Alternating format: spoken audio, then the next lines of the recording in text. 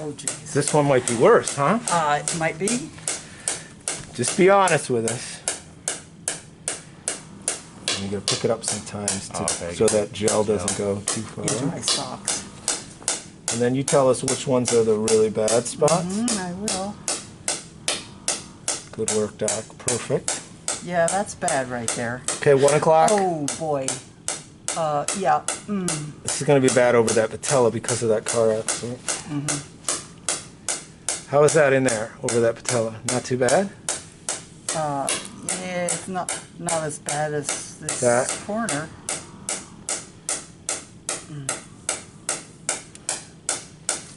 Okay. Good work. Yeah.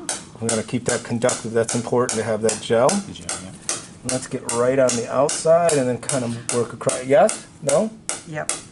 Tell us when. Okay, that's all right. That's all right? Yeah, that's kind of sore in different ways, different places. Yeah, you wouldn't even be able to guesstimate where, but this is finding the areas of inflammation. Yep, that's It's sore right in that knee is. joint. And when you hit a spot like that, do you hold on that for a moment? Yeah. Try to, 4 to 8 seconds and then move to the next one. Because they'll pass out if we hold it there too long. I've almost done straight it. to the brain. Yeah. It's almost like you put them in shock because the pain is so great. Yeah, that doesn't hurt. That's not bad up there. That's good. Again, it should be tough before the end of this treatment for us to be able to find it.